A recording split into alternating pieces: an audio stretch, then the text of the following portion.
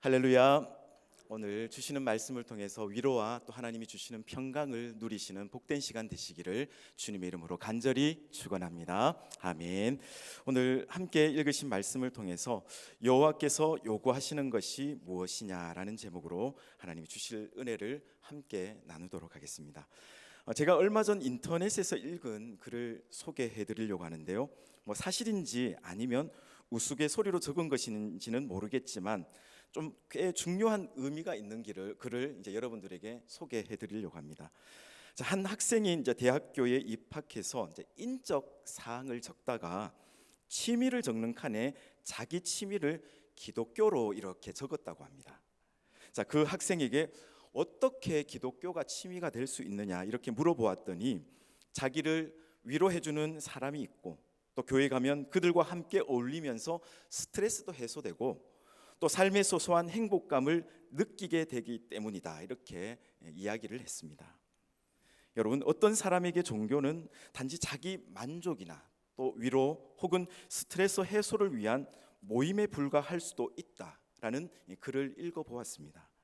하지만 기독교는 취미도 혹은 가벼운 만족을 위한 모임도 아니고 이 세상의 주인이시고 죄인을 구원하신 하나님께 대한 신앙이고 그의 백성으로 우리가 참된 생명을 누리는 것입니다.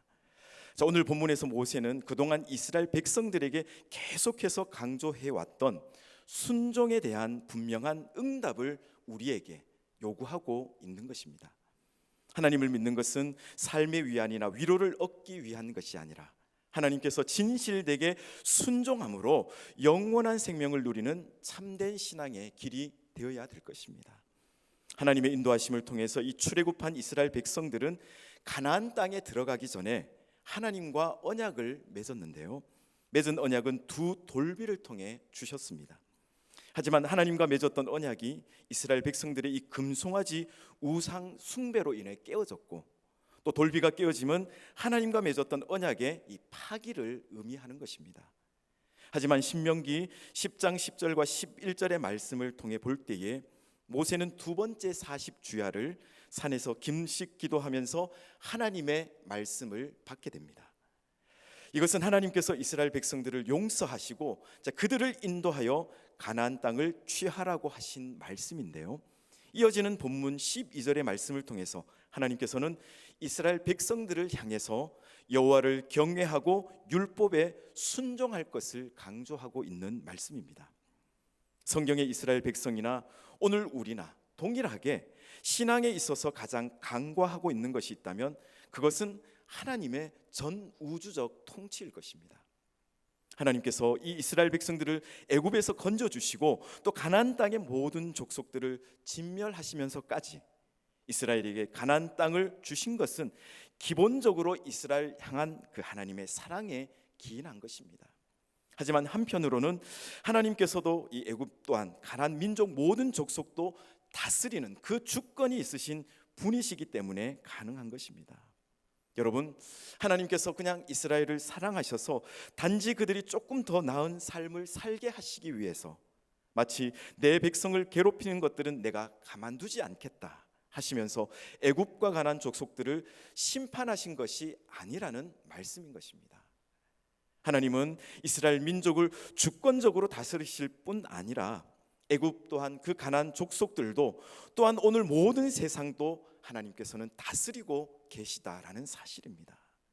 오늘날 세상에서 되어지는 일들을 보고 있으면 어떻습니까? 정치적으로나 사회적으로 기독교 신앙을 지키는 것이 점차 더 어려워질 것처럼 보입니다. 그러나 그조차도 하나님의 주권적으로 허락하신 그 허용적 범위 안에서 되어지는 일들이고 결국에는 예수 그리스도께서 다시 오심으로 교회의 최종적 승리가 있을 것이라는 믿음의 확신을 우리가 잃어서는 안 될 것입니다. 여러분, 하나님은 우리 믿는 자들뿐만 아니라 모든 세상을 다스리고 계시는 분이십니다. 그런데 더 큰 은혜가 무엇이냐 하면 모든 세상을 주인으로 다스리시는 하나님께서 우리를 그의 백성으로 선택하셨다라는 말씀입니다. 하나님께서는 죄인들 중에서 그의 백성 선택하기를 기뻐하시고 또한 그들을 사랑하심으로 하나님 나라의 자녀들이 되도록 선택하셨다라는 사실입니다. 사랑하는 여러분, 그렇다면 그 하나님의 사랑과 우리가 은혜를 알아서 하나님께 순종하는 것이 마땅하다라는 말씀인 것입니다. 가나안 땅의 삶 속에서 이스라엘 백성들을 둘러싼 상황이 어렵고 힘들 때에, 또한 이방 신들의 유혹 가운데 있을 때에 여호와께서 요구하시는 그 믿음의 자세를 바로 깨닫기를 원하시면서 이러한 현실 속에서 내가 너희들에게 요구하는 것을 이스라엘 백성들에게 지금 말씀하고 계신 것입니다. 특별히 우리의 삶의 모습 속에서, 우리의 삶이 때로는 우리를 둘러싼 상황이 어려워져만 갈 때에 우리에게는 어떻게 살 것인가 라는 그 질문이 우리에게 중요하게 다가오더라는 것입니다. 집안이 기울어질 때, 사업이 어려워질 때, 직장 생활이 불안할 때에, 내 앞길이 불투명하고 불안하게 보일 때에, 믿음이 연약해질 때, 여호와께서 이러한 현실 속에서 내가 너희들에게 요구하는 것이 무엇이냐라고 우리들에게 묻고 계신 것입니다. 자, 그 첫째는 여호와를 경외하며 그를 사랑하기를 요구하고 계신 것입니다. 여러분, 하나님을 경외한다라는 것이 무엇일까요? 그것은 내 생명을 온전히 하나님께 의탁하는 것입니다. 그냥 그저 표면적으로 경건하고 엄숙해 보이는 종교적 의식으로 경외하는 것이 아니다라는 말씀입니다. 하나님을 경외한다고 하는 것은 그 삶 속에서 하나님이 서 있으라고 하는 자리에 있고, 하나님이 부르실 때에 하나님 내가 여기 있습니다 하고 그 고백함으로 말미암아서 내 생명을 온전히 하나님께 의탁하는 것입니다. 주님의 부르심에 지체함 없이 주님 내가 여기 있습니다 라고 대답하며 부르심에 순종하며 나가는 것이고, 또 주님께서 때로는 막으실 때에는 한치의 망설임 없이 그 길이 좁고 험할지라도 주님이 이끄시는 그 길로 돌아갈 수 있는 것이라는 말씀입니다. 세상의 소리에 귀를 기울이지 않고 오직 주님의 음성을 따라 걸어가기를 결단하는 사람이고, 입술로만 경건을, 사랑을 말하는 자가 아닌 삶의 우리의 모든 모습을 통해서 하나님을 드러내는 사람이 바로 여호와를 경외하는 사람이다라는 말씀인 것입니다. 오늘 12절 말씀을 다시 한번 보십시오. 이스라엘아, 내 하나님 여호와께서 내게 요구하는 것이 무엇이냐? 곧 내 하나님 여호와를 경외하며 그의 모든 도를 행하고 그를 사랑하며 마음을 다하고 뜻을 다하여 내 하나님 여호와를 섬기고라고 말씀합니다. 그렇습니다. 하나님 여호와께서 이스라엘 백성들을 향하여서 나를 섬기고 나의 계명을 지키라고 요구하고 계십니다. 이러한 요구는 구속주가 되시는 하나님께서 우리에게 당연하게 요구하실 수 있는 문제들입니다. 하나님께서 하시는 요구는 우리를 해하거나 속박하시려는 요구가 아니라는 것이죠. 하나님께서 예비해 두신 그 축복과 은혜의 방법으로서 요구하는 것이고, 13절에서 말씀하시는 것처럼 우리의 행복을 위한 것입니다. 여러분, 피조물인 인간이 우리를 지으신 창조주 하나님을 기억하는 것 너무나도 당연한 것입니다. 또한 우리는 이스라엘 백성들처럼 지난 날들의 죄로 인하여 죽을 수밖에 없었지만 하나님의 사랑으로 인하여 구원받은 그러한 존재라는 사실입니다. 이런 이유로 인해서 우리는 더욱더 하나님 앞에서 겸손함으로 그분을 인정하고 감사와 찬양을 돌리는 삶을 우리가 살아낼 수 있어야 될 것입니다. 비록 하나님께서 우리에게 그런 요구를 하시지 않더라도 하나님이 주신 그 사랑을 기억하며 우리가 그분을 경외하며 살아가야 되는 것입니다. 하나님께서 우리에게 보여주신 사랑은 무조건적으로 받아주시는 사랑입니다. 여러분, 용납한다는 것, 이것은 받아주는 것입니다. 용납이라는 것은 상대방에 대한 기대를 잠시 내려놓고 있는 모습 그대로 사랑하는 것이 바로 용납하는 것입니다. 하나님은 이스라엘 백성들에게 그런 사랑을 베풀어 주셨습니다. 40년 광야에서 이스라엘 백성들의 모습 어땠습니까? 이기적이었고 자만하였고 교만한 모습의 백성들의 모습이었습니다. 하지만 이스라엘 백성들의 이러한 부도덕함에도 불구하고 하나님의 사랑은 변함없이 용납하는 사랑이었습니다. 여러분, 이러한 하나님께서 앞으로의 더 복된 날을 우리에게 허락해 주시기 위하여서 우리에게 내 하나님 여호와를 경외하며 그의 모든 도를 행하고 그를 사랑하며 마음을 다하고 뜻을 다하여 내 하나님 여호와를 섬기라고 오늘 우리에게 말씀을 하고 계신 것입니다. 여러분, 우리가 살아가는 현재의 모습 어떻습니까? 강할 때도 연약할 때도 좋은 직장을 가지고 있을 때도 때로는 실직했을 때도 나는 하나님을 무조건 사랑하기로 결정하는 것이 바로 사랑이라는 것입니다. 여호와께서 이런 현실 속에서 내가 내게 요구하는 것이 무엇이냐? 그렇게 물으실 때에 우리는 이렇게 고백할 수 있어야 될 것입니다. 여호와를 더욱 경외하며 더욱 사랑하겠습니다. 이렇게 고백할 수 있는 우리 모든 성도님들이 다 되시기를 주님의 이름으로 간절히 축원합니다. 아멘. 두 번째는 정결한 삶을 살고 교만하지 말 것을 우리에게 요구하고 계십니다.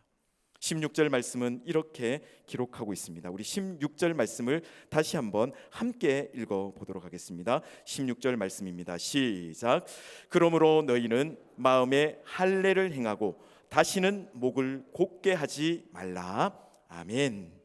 오늘 본문 16절에 나오는 이 할례라는 것은 여러분들도 잘 알고 계시지만 남자의 양피를 자르는 의식으로 아브라함과 그 자손들에게 선민의 표시로 주신 정결과 헌신의 상징이었습니다. 하나님께서는 본문의 말씀처럼 마음의 할례를 행하라 이렇게 말씀합니다. 자, 이것은 제 가운데서 자신을 분리시켜서 마음 중심에서부터 하나님의 자녀로 합당하고 거룩한 삶을 살아가라는 의미의 말씀입니다. 하나님께서는 우리 속에 있는 죄를 잘라버리기를 원하십니다. 목을 곧게 하고 마음을 강팍하게 하는 원인이 바로 죄라는 말씀인 것이죠. 믿음의 사람들은 우리들의 삶 가운데 하나님 없이 살아갔던 옛 생활의 죄들을 우리가 끊어버릴 수 있어야 되는 것입니다. 사람이 마음으로 자기 길을 계획할지라도 그것을 인도하시는 분은 여호와 하나님이라고 말씀하셨습니다. 하나님께서 내 인생을 이끌어 주셔야지 내 삶이 바로 설 수 있고 올바른 길을 향하여 우리가 나아갈 수 있게 되는 것입니다. 그래서 하나님 없이, 즉 믿음 없이 사는 모든 생활 그 자체가 죄라고 가르쳐주고 있는 것입니다. 로마서 14장 23절에 있는 말씀을 보시면 의심하고 먹는 자는 정죄되었나니 이는 믿음을 따라 하지 아니하였기 때문이라. 믿음을 따라 하지 아니하는 것은 다 죄니라. 이렇게 말씀하고 있습니다. 여러분, 마음의 할례를 행함으로써 죄를 잘라버려야 하는 이유는 하나님이 우리의 삶의 최고의 통치자이시기 때문인 것입니다. 17절 말씀에서 너희의 하나님 여호와는 신 가운데 신이시며 주 가운데 주시요 크고 능하시며 두려우신 하나님이시라. 사람을 외모로 보지 아니하시며 뇌물을 받지 아니하시고라고 말씀하고 있습니다. 여러분, 이 말씀은 만일 우리가 죄로 인하여 하나님의 말씀을 벗어나고 마음을 완악하게 한다면 하나님께서는 공의와 심판을 행하실 것이다 라는 말씀입니다.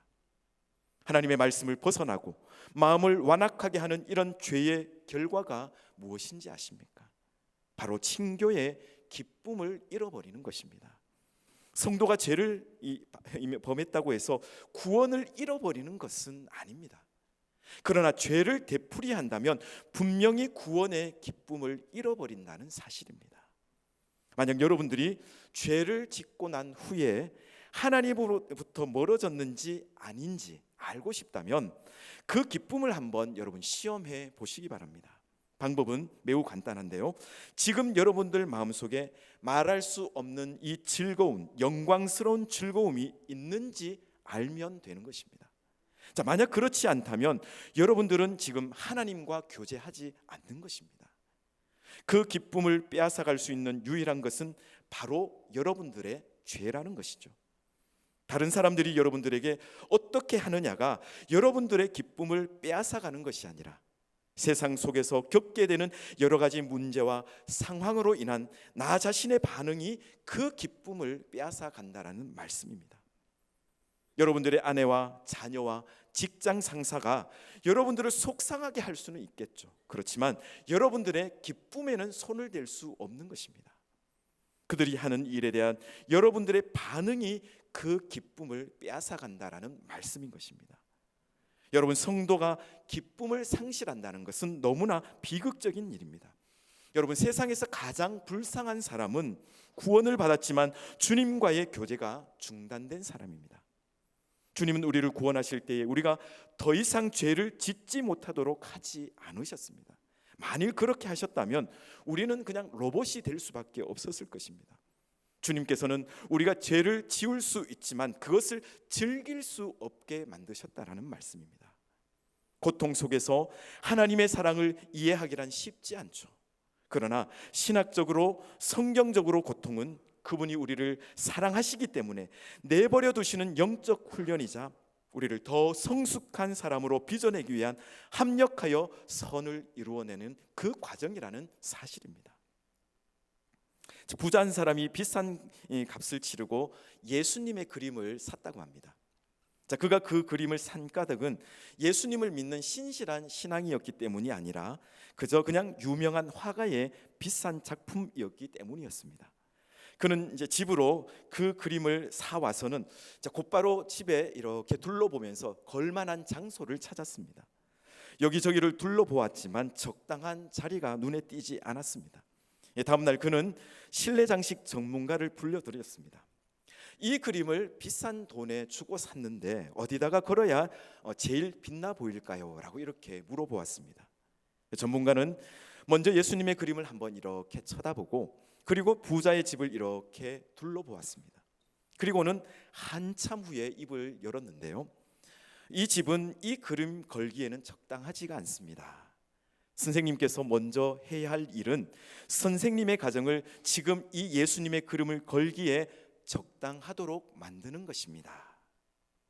예수님의 그림을 사들였지만 그것을 완전히 소유할 수 없었던 부자처럼 우리는 교회를 다닌다고 해서 모두 하나님께서 주시는 기쁨을 누릴 수는 없다라는 사실입니다. 하나님의 백성으로서 우리에게 요구되는 것은 그의 말씀에 순종하고 그를 사랑으로 섬기는 생활입니다. 이것은 우리가 죄를 멀리하는 거룩한 생활을 할 때 누릴 수 있는 것인데요, 사랑하는 성도 여러분, 단 1시간, 단 1초라도 여러분들이 원한다고 해서 여러분의 생명을 연장시키거나 단축시킬 수 있는 권한이 없고 그런 힘도 우리에게는 없다라는 사실입니다. 하나님께서 나에게 생명을 주셨기 때문에 지금 그렇게 살아가고 있습니다. 언젠가 이 생명 끝날에 하나님 앞에 가서 우리가 심판받을 날이 있다라는 것입니다.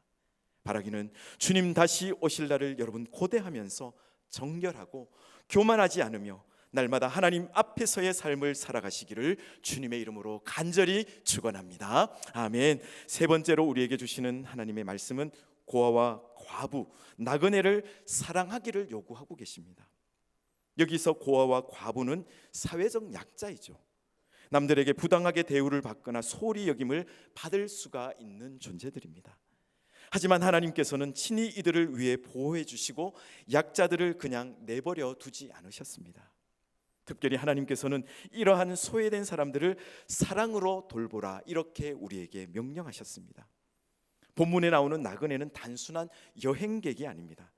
자기의 고향과 가족들을 떠나서 이스라엘 사람들과 함께 살고 있는 사람들을 의미하고 있는 것인데요, 이 말씀 속에서 하나님의 속성에 대해 강조하고 있는 이유가 무엇일까요? 바로 이스라엘 백성들이 하나님의 어떤 분이심을 바로 깨달을 때에 하나님께서 원하시는 삶을 살아낼 수 있기 때문인 것입니다.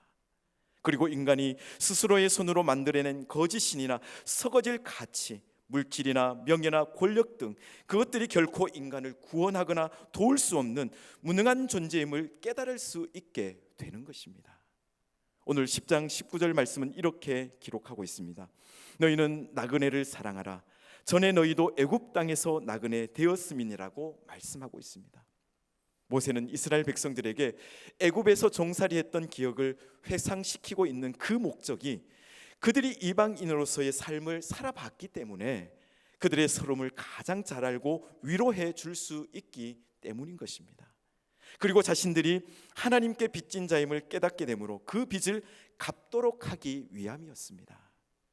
여러분, 힘들고 어려운 시대이지만 믿음의 사람들이 먼저 주위를 돌아보고 사회적으로 경제적으로 약자들을 돌볼 수 있어야 될 것입니다.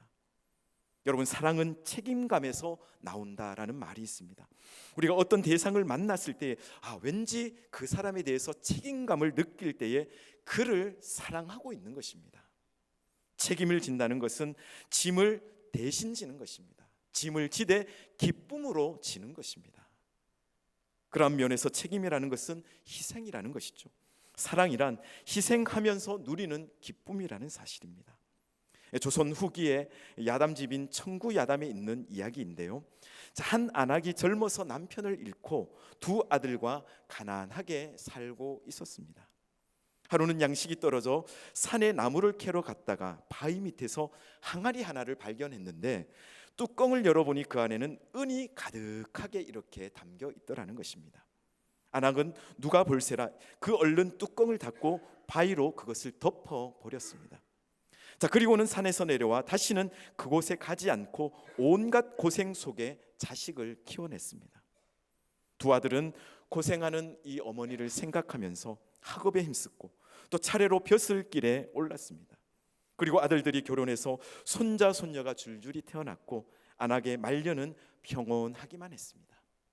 하루는 그녀가 아들 며느리들에게 바위 밑에 묻어두었던 은 항아리를 이야기하면서 그것을 가져오게 했습니다. 내가 30년 전에 이 항아리를 얻었지만 그 자리에 도로 묻어버렸다. 갑자기 생긴 재물 때문에 어린 너희들이 방자해질까 두려웠기 때문이다. 그러면 공부는커녕 끝내 사람 구실도 못할 게 아니냐. 이제는 너희에게 이 재물이 있더라도 사치하고 교만할 염려가 없기에 주는 것이다. 좋은 곳에 쓰도록 하여라. 이렇게 얘기했습니다. 두 아들 내외는 어머니의 뜻을 받들어서 굶주린 사람에게 먹을 것을 주고 추운 사람에게 옷가지를 나누어 주었습니다. 또한 궁핍한 친척들의 혼인과 장례를 도왔고 안악 역시 겨울이 되면 손수 버선을 수십 켤레 지어서 밖으로 나가서 나눠 주었다고 합니다. 알고 보니 버선을 신지 못한 거지들에게 주는 것이었습니다. 이 은 항아리에 대한 유혹을 뿌리치고 온갖 고초를 겪으며 살았던 이 안악은 발이 어는 것만큼 참기 힘든 고통이 없다는 것을 알았기 때문에 그러한 행동을 했던 것입니다. 그렇습니다. 우리가 살아가는 이 짧은 인생, 들의 풀과 들의 꽃과 같이 시들어버리는 우리의 짧은 인생이지만 우리가 재물에 연연하지 말고 나눔의 행복을 실천하며 살았으면 좋겠습니다. 그 나눔은 오늘의 이 이야기처럼 버선 한 켤레의 온정으로도 충분하다라는 말씀입니다. 본문 19절의 말씀처럼 나그네를 사랑하라고 하나님께서 우리에게 요구하고 계십니다. 하나님의 사랑은 선택받은 자에게만 국한되는 것이 아니라 그것은 이스라엘과 이방 모든 민족에게 해당되는 것입니다. 성경은 말씀합니다. 세상 마지막 날에 배고픈 한 형제에게 사랑을 베푸는 것이 바로 예수 그리스도에게 사랑을 베푼 것이라는 사실을 명심하라고 우리에게 말씀하고 있습니다. 우리는 서로가 서로에게 책임지는 사랑을 할 수 있어야 될 것입니다. 특별히 우리 봉독교회가 이 봉독동 땅에, 우리 대구 땅에 사랑을 실천하는 교회로 우뚝 설 수 있어야 될 것입니다. 탓하거나 비방하는 것이 아니라 우리 각자에게 맡겨주신 사명을 우리가 성실히 책임감 있게 감당할 때에 더운 여름날에 시원한 냉수 그릇이 우리의 속을 시원케 하는 것처럼 우리들의 삶을 통해서 하나님의 마음을 시원케 해드릴 수 있게 되는 것입니다.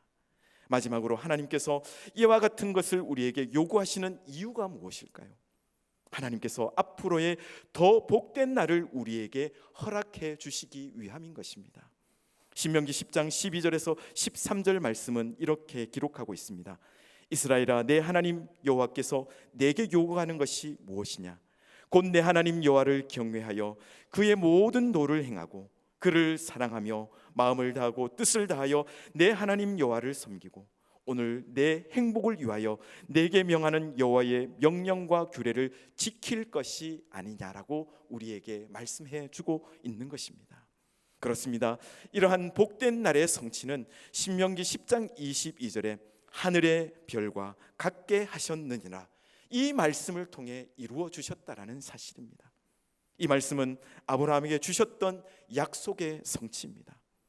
애굽으로 이주할 때의 숫자가 70명에 불과했지만 출애굽 당시에는 성경 출애굽기 12장 37절에 따르면 출애굽 당시 이스라엘 백성은 20세 이상 남자 장정만 약 60만 명이었다고 고백하고 있습니다.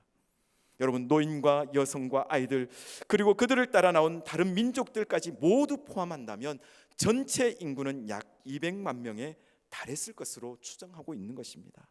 여러분, 이 사실만으로도 하나님을 찬송할 이유가 아닐 수 없다라는 사실입니다. 특별히 저는 오늘 본문 13절의 말씀이 큰 마음에 울림을 주고 있습니다. 오늘 내 행복을 위하여. 모세는 하나님께서 요구하시는 그 순종의 자세로 삶을 사는 것이 진정한 행복을 얻게 되는 길이라고 우리에게 말씀하고 있는 것입니다. 여러분, 그동안 이스라엘이 광야에서 보여준 것처럼 하나님을 거역하고 자신들의 만족과 유익을 위해 살았던 삶이 진정한 행복한 삶이 아니라 하나님을 사랑하고 그의 말씀을 지키며 하나님을 섬기는 것이 진정한 행복을 얻는 삶의 길이라는 것입니다. 바라기는 오늘 한날의 삶을 하나님께 참된 순종으로 삶으로 사시는 우리 모두가 되기를 간절히 소망합니다. 특별히 오늘 주신 말씀을 우리가 의지하면서 하나님을 경외하며 사랑하며 살아가겠습니다. 그분의 말씀대로 살아가며 마음과 뜻을 다하여서 하나님을 섬기는 그 순종의 삶에서 우리가 기쁨과 감사로 오늘을 사시는 우리 모두가 되시기를 주님의 이름으로 간절히 축원합니다.